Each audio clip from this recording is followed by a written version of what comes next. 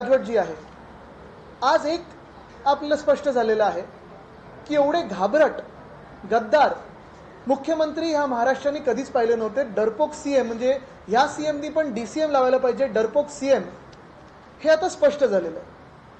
भाजपचं जर म्हणायचं झालं तर आपल्याला आठवत असेल 2010 मध्ये पहिल्यांदा आम्ही युवासेना म्हणून एकटे लढलो आणि तेव्हा 10 पैकी 8 सीट जिंकलो होतो. नंतर भाजपच्या राजवटीत 2014 ते 19 मध्ये आम्ही पण त्या सरकारमध्ये होतो, पण जे खातं होतं अर्थात भाजपकडे होतं आणि ती देखील निवडणूक 2015ची त्यांनी 18ला घेतली आणि त्यांना वाटलं होतं की काहीतरी गडबड करून गफलत करून 18 मध्ये काहीतरी जागा जिंकतील. पण 2018 मधला निकाल जर आपण पाहिला तर युवासेना म्हणून आम्ही 10 पैकी 10 जागा जिंकलो.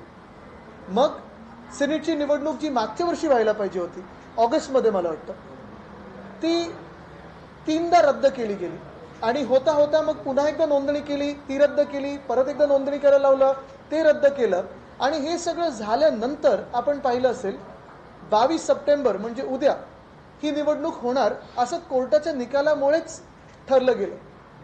झालंय असं की काल रात्री इथे माझ्याकडे परिपत्रक आहे मुंबई विद्यापीठाचं, त्यांनी ह्या परिपत्रकात सांगितलेलं आहे की सगळे मतदारसंघाची निवडणूक शासनाकडून पुढील आदेश प्राप्त होईपर्यंत स्थगित करण्यात येत आहे.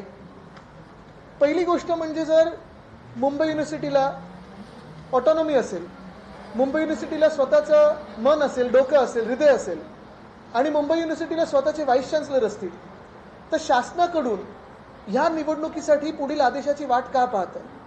दुसरी गोष्ट म्हणजे ही निवडणूक स्थगित का केली गेली.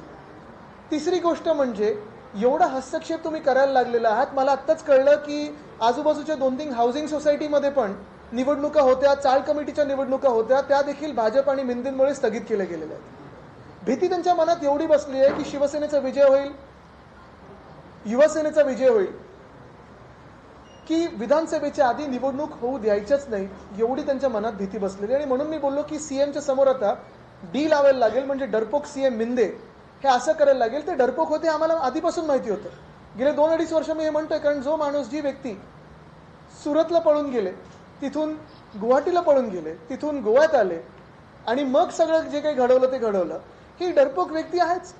आणि आज आपण पाहतोय की निवडणुकीला सामोरी जायचंच नाही हे ठरवल्यानंतर राज्यामध्ये लोकसभा निवडणुकीच्या आधी पुणे लोकसभा असेल, चंद्रपूर लोकसभा असेल, पोटनिवडणुका 1 ते 1.5 वर्ष होऊ दिल्या नाहीत.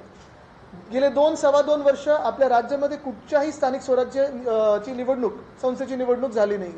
मग मुंबईची असेल, ठाण्याची असेल, नागपूरची असेल, नाशिकची असेल, कोल्हापूरची असेल, सोलापूरची असेल, कितीतरी अशा स्थानिक स्वराज्य संस्था आहेत तिथे निवडणूकच झाल्या नाही. आणि आश्चर्य म्हणजे हे की मुंबई युनिव्हर्सिटीत पण हरतील हे एवढं पक्क त्यांच्या मनात बसलेलं आहे आणि भीती बसलेली आहे की त्या देखील निवडणुका घेत नाहीत. आता हे जे 10 आमचे उमेदवार आहेत हे काही सरकार पाडू शकतात का? हे नगरसेवकाचं काम करू शकतात का? हे आमदारांचं काम करू शकतात का? यांचं बेसिक काम एवढंच आहे की वर्षातून 2दा जेव्हा मुंबई युनिव्हर्सिटीची सेनेट भरते तेव्हा विद्यार्थ्यांचे विषय असतील, शिक्षकांचे विषय असतील, स्टाफचे विषय असतील हे मांडायचे, त्यांना न्याय मिळवून द्यायचा. कोणाचं कॉन्व्होकेशनवर काही त्रास असेल, कुठे नाव चुकलं असेल ते सुधारून द्यायचं. पण ही निवडणूक घ्यायची नाही एवढी भीती मिंदेंच्या मनात बसलेली आहे आणि भाजपच्या मनात बसलेली आहे हे आज दिसलेलं आहे. आणि म्हणून मी आपल्या सर्वांचं अभिनंदन करतो, मनापासून अभिनंदन करतो. आणि जी आपण विद्यार्थ्यांची कामं, त्यांची सेवा, इतरांची जी सेवा, तिथे मग शिक्षक इतर जी संघटना असेल किंवा शिक्षक असतील त्यांची जी सेवा करत आल्यात ती अशीच करत राहावं हे आपल्याला मनापासून शुभेच्छा देतो. आणि आज आपण पेढा पण वाटू शकता, त्याच्यावर डीसीएम लिहा, डरपोक सीएम.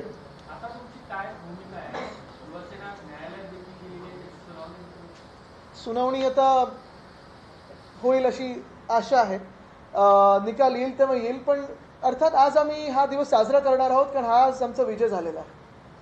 एक दिवस अगोदर एक याचिका दाखल करण्यात आली होती, परंतु त्यामध्ये न्यायालयाने म्हटलं होतं की 48 तासामध्ये निवडणूक स्थगित करता येणार नाही, परंतु शासनाने आदेश काढून हा न्यायालयाचा अवमान आहे. हे न्यायालयाने आता पाहिलं पाहिजे आणि तसं व्हाईस चान्सलरवर त्यांनी पुढची कारवाई केली पाहिजे. आम्ही तर ठरवलेलं आहे की निवडणूक आता दुसऱ्यांदा स्थगित झाली आहे.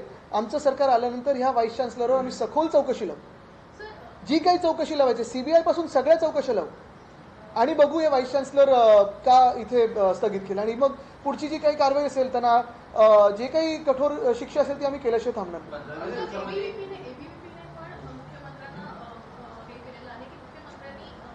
नाही. बघा, ते नाटक करत आहेत. कारण साधारणपणे एक पाहिलं गेलं तर शिक्षक मंत्री कोणाचे आहेत? भाजपचेच आहेत. त्यांना अर्थात त्यांच्या खात्यात काही कळत नाही, पण ठीक आहे. 5-6 ऑक्टोबरला आचारसंहिता लागू शकते असं आपण न्यायालयात केलं तर न्यायालयाचा निर्णय कधी येईल ते आपल्याला देखील माहिती आहे. ते असेच 2 महिने. पण मला तुम्ही सांगा, अशा परिस्थितीत विधानसभा निवडणुका तरी त्यांनी घेण्यासारख्या वाटतात का आणि घेतील का? 1 नेशन 1 पोल बोलणारे 2 राज्यात निवडणुका बरोबरी घेऊ शकत नाहीत. हरियाणा आणि महाराष्ट्र एकत्र घेऊ शकले नाहीत. जम्मू काश्मीरमध्ये किती फेस लावलेत आपण बघा. हे लोक निवडणुका घेणार. आणि हेच आम्ही सतत सांगत आलो, लोकसभेची जी लढाई होती ती ह्याच संविधान आणि ह्याच लोकशाहीसाठी होती. कॉलेजमधल्या निवडणुका तुम्ही घेऊ देत नाहीत. कुठचं लोकशाही आपण बघतो. राजकीय दबाव असेल किंवा इतर काही अडचणी असतील तरी मुंबई विद्यापीठ प्रशासन त्यांच्या अखत्यारीत त्यांचा जो अधिकार आहे त्याच्या अखत्यारीत ते ह्या निवडणुका घेऊ शकतात. घेऊ शकत होते आणि शकायलाच पाहिजे होते. हे रोखू शकत नव्हते. कोर्टाचा अवमान आहे.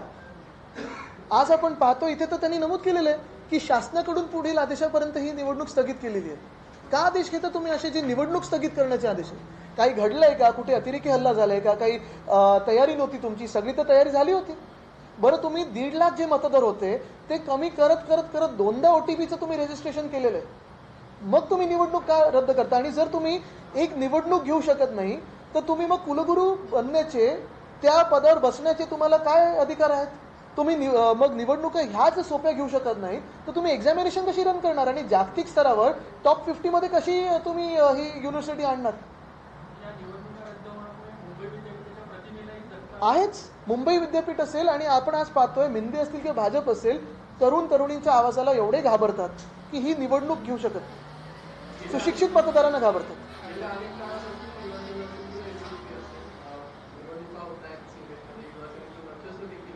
मात्र यापूर्वी कधी शासनाने अशी दखलंदाजी केली नव्हती, मात्र आताच का केली जाते? ह्या गेल्या 2 वर्षात तर वाढायलाच लागली. पण आपल्याला आठवत असेल 15 मध्ये जी होणार होती ती 18 मध्ये झाली निवडणूक आणि त्याचं कारण हे दाखवलं की कायदा बदलत होते.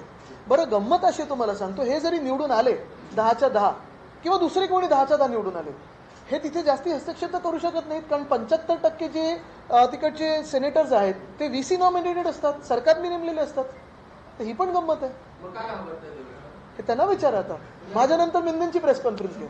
2015चा तुम्ही रेफरन्स देता, त्यावेळेला तुम्ही सरकारमध्ये होता. हो, अर्थात. आणि त्यावेळी आम्ही हट्ट धरला आणि निवडणूक झाली आणि त्यानंतर 10 पैकी 10 जिंकलो होतो. तेव्हा पण आम्ही वेगळे लढलो होतो.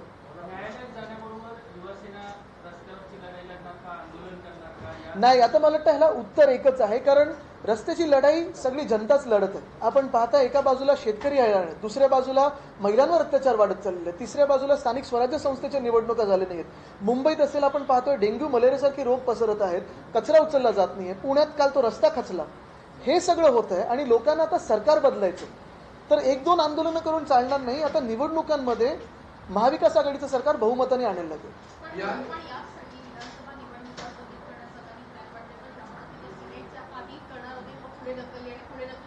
भाजपकडून काही येऊ शकतं, कारण भीती तर हरण्याची आहेच त्यांना. तरी आता आम्ही लढत आहोत.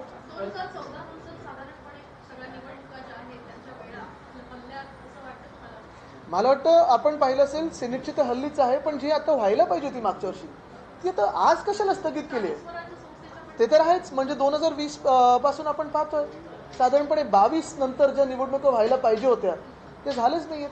2 दिवसापूर्वी स्थगिती आणल्याने जो 2 महिन्यापासून जी तयारी केली आहे वरूनजी पण सकाळी सांगितलं की सिंधुदुर्गपर्यंत रिसिप्ट वगैरे केला, म्हणजे हा वेळ आणि जी मेहनत आहे किंवा पैसे असतील हे सगळं आहे. याचं आता पुढे काय? नाही, नक्कीच कामी येईल ना. कारण आम्ही मतदारांशी टचमध्ये आहोत. सुशिक्षित मतदार असतील त्यांच्याही टचमध्ये आहोत, जे ग्रॅज्युएट्स आहेत त्यांच्या टचमध्ये आहोत आणि त्यांना देखील मतदानाचा अधिकार जो नाकारला गेला आहे व्हाईस चान्सलरकडून आणि या सरकारकडून, मिंदेंकडून, तर त्यांना माहिती आहे. तर मला वाटतं जे काही त्यांची कामं असतात, छोटी मोठी युनिव्हर्सिटीमध्ये कामं असतात, मदतीची कामं असतात, ती आम्ही करत राहू. आनंद होईल आम्हाला. आम्ही गाफील राहू आणि करून टाका निवडणूक. आम्ही गाफील आहोत. निवडणूक स्थगित केली त्याच्यावर सर्व खापर जे आहे मुख्यमंत्र्यांवरती फोडले जाते. ABVP निषेध करतोय, तुम्ही निषेध करताय, दुसरीकडे मनसे देखील म्हणते की रात्रीचे खेळ झाले, असं देखील पूर्णपणे मुख्यमंत्र्यांवरती सर्व खापर. बरोबर आहे. कारण त्या घटनाबाह्य मुख्यमंत्र्यांचा ज्या निवडणुकीशी काही संबंध नाही आहे, एक तर त्याच्यात हस्तक्षेप करायला पाहतात आणि आता त्यांना पण आठवलं असेल, जाणवत असेल की भाजप कशी दूर करायला लागली त्यांना. पण एक आहे, चला काही लोकांनी कोट शिवून ठेवलेले, भाजपला लांब ठेवून त्यांना तरी मिळालं काहीतरी.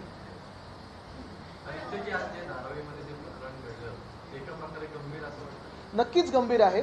चांगलं झालं आपण हा प्रश्न विचारलात, कारण धारावीत आपण पाहतोय गेल्या 1-1.5 वर्षापासून जेव्हा अदानी समूह आलेला आहे धारावीमध्ये आणि मुंबई लुटण्याचं काम चालू आहे, प्रयत्न चालू आहे, मुंबई राज्य करण्याचा प्रयत्न चालू आहे अदानी यांचा, तेव्हापासून धारावीपासून जी एक मुंबईकरांची एकजूट झालेली आहे आणि महाराष्ट्रात एकजूट झालेली आहे, त्या एकजुटीला तोडण्यासाठी हिंदू मुस्लिम दंगली करण्याचा हा एक शेवटचा प्रयत्न आहे. तसं पाहायला गेलं तर धारावी अख्खच्या अख्खं रिडेव्हलपमेंटला जाणारच आहे. तसं पाहायला गेलं तर धारावी रिडेव्हलपमेंट प्लॅनमध्ये सगळं आलेलं आहे. मग ह्या ज्या काही कारवाई करण्याचा प्रयत्न करतायत ते एवढ्यासाठीच करतायत कारण अदानी समूहाच्या घशात मुंबई जावी, राज्य ह्यांच्या हातात राहावं जे राज्य अदानीला विकू शकतात. आणि ते कसं करू शकतात तर हिंदू मुस्लिम वाद झाले, दंगली झाल्या तरच होऊ शकतं. ते फूट पाडण्यासाठी मिंदनचा आणि भाजपचा हा शेवटचा प्रयत्न.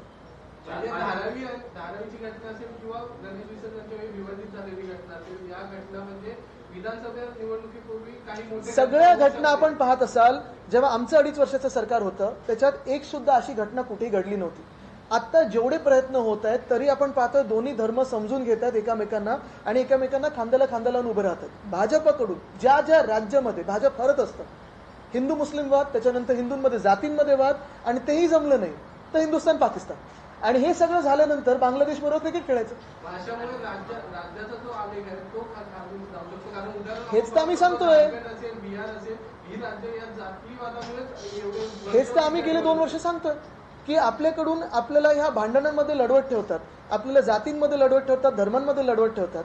पण ह्यांची सगळ्यांची जी मुलं आहेत ते परदेशी राहायला आहेत किंवा परदेशी कामाला आहेत किंवा ICC वगैरे चालवतात आणि आपल्याला सांगतात व्हॉट्सअपवर की बांगलादेशमध्ये हिंदूंवर अत्याचार होतोय.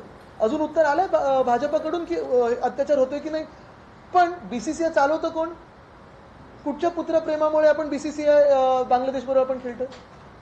तर हे तर स्पष्ट आहे. आणि हेच तुम्हाला सांगतो आपल्याला लढत ठेवतील. पण महाराष्ट्राकडून सगळे उद्योगधंदे हे गुजरातला नेत आहेत, नोकऱ्या तिथे नेणार आणि आपल्याला बेरोजगार म्हणून ते लढवत ठेवणार. तुम्ही परराष्ट्र मंत्रालयाकडे उत्तर मागितलं होतं बांगलादेश विषयी, काय तुम्हाला रिप्लाय आलाय का? नाही, हे केंद्र सरकार जे आहे ते रशियाच्या राष्ट्रपतींना उत्तर द्यायला जातं, पण आपल्याच नागरिकांना उत्तर कधी देत नाही.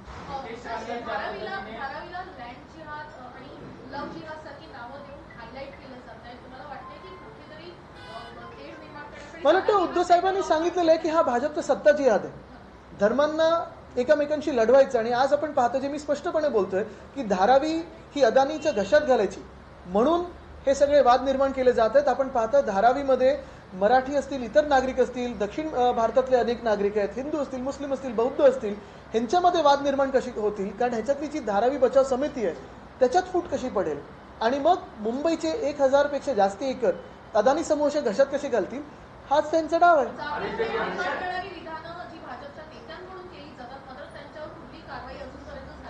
दोन्ही बाजूनी ते विधानं देतात, म्हणजे सेटिंगवालंच हे राजकारण आहे.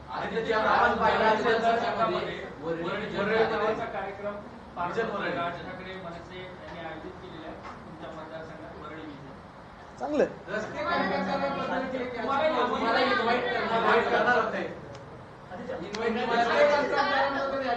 बघा, मी तुम्हाला परत एकदा सांगतो, ही निवडणूक आहे आणि माझी ही इच्छा आहे की सगळ्यांनी 288 जागांवर आपण पाहतो वेगळ्या वेगळ्या युत्या, महाविकास आघाडी आमची असेल, एक ती महायुती काय त्यांच्यात आता किती जागा, कोण चेहरा वगैरे ठरतंय. पण अनेक पक्ष, अनेक अपक्ष ही निवडणुका लढतील. मला आठवतं 2014 होतं की 19 होतं, एक स्पायडरमॅन पण कुठेतरी लढले होते. तर असे अनेक लोक लढू शकतात आणि लढायला पण पाहिजे, ही निवडणूक आहे. नितीन गडकरींचं एक विधान समोर आलंय, ते म्हणतात की जर विश्वगुरू व्हायचं असेल तर सर्व धर्म समभाव करावा लागेल. थेटपणे कुठेतरी ते मोदींवरती निशाणा साधताना सांगतात. नाही, त्यांच्या अंतर्गत वादात मला जायचं नाही, पण गडकरी साहेबांना मी खास करून महाराष्ट्रात आमंत्रण देईन. कारण मुंबई दिल्ली महामार्ग असेल, मुंबई नाशिक महामार्ग असेल, मुंबई गोवा महामार्ग असेल, मुंबई नागपूर महामार्ग असेल, किंवा मग आमचं इथून अटल सेतूवरनं पलीकडे गेलं नॅशनल हायवे 48 तो असेल, किंवा आता परवाकडे मी पाहतोय घोडबंदरचा रस्ता असेल. हे एवढे भयानक आणि घाणेरे रस्ते ह्यांच्याच नॅशनल हायवे अथॉरिटी ऑफ इंडियाकडून झालेले आहेत. जेव्हा गडकरी साहेब जगाला सांगत असतात युट्यूबवरनं की आम्ही 5 मिनिटात 5 किलोमीटर आणि इथेनॉल आणि हे रस्ते महाराष्ट्रातले जे आहेत ते कमीत कमी रस्ते सुधारेपर्यंत टोल बंद करावे. आणि कोण कॉन्ट्रॅक्टर मित्र आहेत, कोणाला कॉन्ट्रॅक्टर दिलेत, त्याचं स्पष्टीकरण देऊन रस्ते नीट करावे. पुण्यामध्ये, मुंबईमध्ये रस्त्यांवरती गाड्या आहेत त्या खाली जायला लागलेल्या आहेत. पुण्यामध्ये सुद्धा राष्ट्रपती कार्यालयानं सुद्धा दखल घेतली, नाराजी व्यक्त केली. पुणे पोलिसांना पत्र लिहायला लागले मुंबई महानगरपालिकेला, रस्ते लवकर खड्डे ते बुजवा. ते प्रतीक आहे या सरकारचं आणि सरकारच्या कामाचं. महाराष्ट्राला देखील असंच त्यांनी खालती खिचून ठेवलेलं आहे. प्रभादेवीचा रस्ता जो 10 दिवसामध्ये 2 वेळा खचलेला बघायला मिळाला आणि त्याच्यावर उत्तर जे आहे महापालिकेचं ते थांबून आहे. लिकेज हे कारण दिलं जात आहे. आपण पाहिलं असेल गेले 2 वर्षामध्ये रस्त्यांचे विषय अनेक आम्ही घेतलेत. आपल्याच माध्यमातून ते लोकांसमोर आलेले आहेत. मग दोन्ही वेळाचे रस्त्याचे घोटाळे असतील ते असेल किंवा प्रभादेवीमध्येच 2 वर्षापूर्वी गणपती बाप्पाच्या मिरवणुकीमध्ये स्थानिक गद्दार आमदारांनी पिस्तूल काढून रोखलेली होती, पोलीस स्टेशनमध्ये जाऊन चालवली होती. आणि मी तर सांगितलेलं आहे की त्यांच्यावर आम्ही UAPAचा गुन्हा दाखल करू जेव्हा आमचं सरकार बनेल. पण ह्या सरकारकडून काही केलं नाही, उलट त्यांना गिफ्ट दिली, त्यांना सिद्धिविनायक मंदिराच्या न्यासाचे अध्यक्ष बनवलेत. तर काय नाही आम्ही अपेक्षा करायची. महाराष्ट्रातील रस्ते खड्डेमुक्त व्हावं अशी अपेक्षा आता सुप्रीम कोर्टाने व्यक्त केली. जेव्हा हे सरकार जाईल तेव्हा आम्ही नक्की करू. आदित्य, हिंदी में जानना चाहेंगे कि जिस तरह से रीडेवलपमेंट का काम वैसे भी चल रहा है धारावी में, आज जो हुआ क्या वो होना चाहिए? ये बात स्पष्ट हुई है कि महाराष्ट्र में महायुति यानी भाजपा हो, मिंदे हो या जो फूटी हुई राष्ट्रवादी कांग्रेस है वो पुनः जीत के आ नहीं सकती. और उनका आखिरी आसरा जो है वो यही है कि हिंदू मुस्लिम बौद्ध दलित ये सब जो एकजुट हुए महाविकास आघाड़ी के साथ में और ये भ्रष्टाचार के विरोध में, उनको तोड़ा जाए. उनमें कैसे झगड़े हो जाए. धारावी रीडेवलपमेंट प्लान जो है अगर आप देखें तो इसके खिलाफ सारे धारावीकर एकजुट आए, एक साथ आए हैं. फिर बिना अपना नाम देखे हुए, बिना अपना धर्म देखे हुए, बिना अपनी जाति देखे हुए, बिना अपना कोई प्रांत देखे हुए, क्योंकि उनको धारावी को बचाना है. जो मिंदे सरकार है, जो भाजपा सरकार है, उन्हें धारावी हो या मुंबई हो, अदानी समूह को ऐसे ही गिफ्ट करके देना है. जो एक साथ लोग आए हैं, जो ताकत है उसे तोड़ने के लिए हिंदू मुस्लिम वाद कैसे हो, इसी पे ये भाजपा सरकार का फोकस है. जहां जहां भाजपा हारती है वहां उनकी कोशिश होती है कि हारे कैसे ना, तो फिर हिंदू मुस्लिम जो एकजुट है वो तोड़ दे, हिंदुओं में जाति जाति में कोई तेड़ निर्माण करे या फिर हिंदुस्तान पाकिस्तान पे बात करे. लेकिन जिस भाजपा ने हमें पिछले 2 महीनों में व्हाट्सएप के माध्यम से हो या आप ही के माध्यम से हो कहा था कि बांग्लादेश में हिंदुओं पे अत्याचार हो रहे, बांग्लादेश में हिंदुओं के मंदिर तोड़े जा रहे, उसी बांग्लादेश के साथ यही भाजपा की BCCI खेल रही है. ऐसे क्यों? अभी तक कोई जवाब नहीं आया है. और यही है जो हमारी एक एकता बनी हुई है धारावी में, वो तोड़ने के लिए कोशिश करें. लेकिन हमारे लोग सब जानते हैं, वहां के स्थानिक जो जनता है, फिर वो सारे धर्म के लोग, वो जानते हैं कि ये अदानी के लिए किया जा रहा है. चुनाव का माहौल है, बीजेपी के नेता खुलेआम बयान देते हैं कि 15 मिनट के लिए पुलिस हटा दीजिए. किस तरह से देखते हैं? मुझे लगता है ये पुलिस ने भी इस पे विचार करना जरूरी है. जो उनके जो स्टेटमेंट्स है वो पुलिस के खिलाफ है, पुलिस परिवारों के खिलाफ है. ये जो है जो उन पे मैं ज्यादा बात नहीं करता क्योंकि गंदगी से ही दूर रहता हूँ उनसे. सर, आखिरी सवाल होगा, तिरुपति बालाजी में जिस तरह से फिश ऑयल और जिस तरह से बीफ और अलग अलग मुद्दे आ रहे हैं, सेंट्रल गवर्नमेंट ने जांच के आदेश दिए हैं, आप किस तरह से? नहीं, ये काफी सेंसिटिव इशू है. पहली तो मैं तिरुपति बालाजी के दर्शन के लिए जाते रहता हूँ. हमारी ही सरकार ने, उद्धव साहब की सरकार ने उसी देवस्थान को 10 एकड़ की जगह नवी मुंबई में दी थी. सबसे अहम चीज यही है कि ये जो इशू है बहुत सेंसिटिव है, क्योंकि हम सारे जो भक्त हैं, हमारी आस्था के साथ खिलवाड़ हो रही है. और इसमें दोनों लोग जो है, जो एक दूसरे पे स्टेटमेंट्स किए जा रहे हैं, फिर वो जगमोहन ये अपने YSR जी हो, YSRCP के जो प्रेसिडेंट है वो जगन जी हो या फिर चंद्रबाबू जी हो, दोनों भाजपा के ही साथ है. तो भाजपा तय करे कि वो अब किसके साथ है, क्योंकि दोनों तरफ से स्टेटमेंट आ रहे हैं. लेकिन एक बात स्पष्ट है कि इसमें भी जो टेस्टिंग होनी चाहिए वो इंटरनेशनल लैब में होनी चाहिए, गुजरात के लैब में नहीं. तिरुपती बालाजी लाडू प्रकरणावरून राज्यात राजकारण सुरू आहे. महाराष्ट्रात महाविकास आघाडी सरकार आलं तर पंढरपूर शिर्डी इथल्या लाडू प्रसादासाठी अशा गोष्टी होऊ शकतील असं विधान सुनील देवधर यांनी केलेलं आहे. नाही, मला वाटतं केंद्र सरकार भाजपचं आहे. आपण पाहत असाल दोन्ही, मग जगनजी असतील किंवा मग चंद्रबाबूजी असतील, दोन्ही भाजपचेच जवळचे लोक आहेत, मोदी साहेबांच्या जवळचे लोक आहेत आणि तेच एकामेकांवर आरोप करतात. तर त्यांनी कुठेतरी स्पष्टीकरण द्यावं. कारण आपण पाहिलं असेल, मला वाटतं पंढरपूर असेल कॉरिडॉर किंवा इथे आता मुंबादेवी, स्थानिक सगळ्या लोकांना बाजूला काढायचं. वाराणसीचं पण तसंच केलं, स्थानिक लोकांना बाजूला काढलं. वर्षानुवर्ष काय पिढ्यानपिढ्या जी मंदिरं तिथे होती त्या बाजूला तोडून काढल्या. आणि मग जमिनी कोणाला दिल्या भाजपानी? लोधा ग्रुपला. लोधा ग्रुप काय कारसेवकांसाठी घरं बांधतात की कमर्शियल घरं बांधतात? आज पण मी मुंबादेवीसाठी जे लढत आहे, मुंबादेवीच्या मागे जी 17 मजल्याची इमारत येत आहे पार्किंगची, ती कोणाला दिली? कोण कॉन्ट्रॅक्टर आहेत? जे दागिना बाजार तिथून स्थानिक आमदार हलवण्याचे इच्छुक आहेत ते कोणाचे आमदार आहेत? भाजपचेच आमदार आहेत. मग तुम्ही कशाला इथे हस्तक्षेप करता, जे वर्षानुवर्ष चालत आलेलं आहे. पण तिरुपती देवस्थानचा जे विषय आहे आणि लाडूचा जो विषय आहे, मला वाटतं दोन्ही जगनजी असतील किंवा चंद्रबाबूजी नायडूजी असतील, हे दोन्ही भाजपचे अत्यंत जवळचे त्यांचे कधीतरी त्यांच्या एनडीएमध्ये राहिलेली लोक आहेत. भाजपाने स्पष्टीकरण द्यावं आणि जे टेस्टिंग होईल ते गुजरातच्या लॅबमध्ये नाही तर जागतिक स्तराच्या लॅबवर व्हावं. सेमीकंडक्टर प्रकल्प 2 दिवसापूर्वी त्याचा शुभारंभ झालाय. या प्रकल्पाचा जी कंपनी आहे RRP, या कंपनीबद्दल काही माहिती घेत नाही. माहिती आम्ही पण शोधतोय. 600 ते 700 करोड निधी त्याच्यात जाणार आहे हो. सरकारच्यावर. आणि दुसरी एक गोष्ट की यापूर्वी जे प्रकल्प महाराष्ट्रात आले या सरकारने त्याचा खूप मोठा गाजावाजा केला, मात्र या प्रकल्पाची कुठेही जाहिरात नाही. काही निवडक वृत्तपत्रांना जाहिरात Ads दिले गेले. कंपनीने दिली आहे, हो. सरकारने दिली आहे. मग असं काय नाही, ह्याच्यात बघा, एखादी कंपनी चांगली आली असेल महाराष्ट्रात तर आम्ही विरोध नक्कीच नाही करणार. जर चांगला उद्योग येत असेल, चांगलं इन्व्हेस्टमेंट येत असेल तर नक्की त्याचं स्वागत करू. पण जेव्हा अशी एखादी कंपनी येते त्याचे कंपनीचे डिटेल्स लोकांमध्ये आले पाहिजेत की त्यांचा टर्नओव्हर काय, त्यांचा मागचा इतिहास काय. कारण सेमीकंडक्टर हे खूप कॉम्प्लेक्स गोष्ट आहे. जगात अनेक देशांनी सेमीकंडक्टर्स बनवण्याचा प्रयत्न केला पण तो यशस्वी ठरलेला नाही आहे. कुठेतरी आपल्या देशात आपण ह्या इंडस्ट्रीला आणू इच्छित आहोत, पण हे होत असताना आपल्या राज्यातले इन्व्हेस्टमेंट, जी कुठची इन्व्हेस्टमेंट आपण त्या कंपनीत देखील करू, सबसिडी म्हणून असेल, इन्सेंटिव्ह म्हणून असेल, PLI म्हणून असेल, ती वाया जाऊ नये. कारण हा जनतेचा पैसा आहे. चिप वॉर नावाचं एक पुस्तक आहे, ते आपण आवर्जून वाचलं पाहिजे. त्याच्यात वेगळी वेगळी उदाहरणं दिलेत की ह्या कंपन्या कशा फेल होतात आणि इन्व्हेस्टमेंट घेऊन कशा बुडतात. तर ही कंपनी त्याचं स्पष्टीकरण मला वाटतं सरकारने द्यावं. ठीक आहे, धन्यवाद.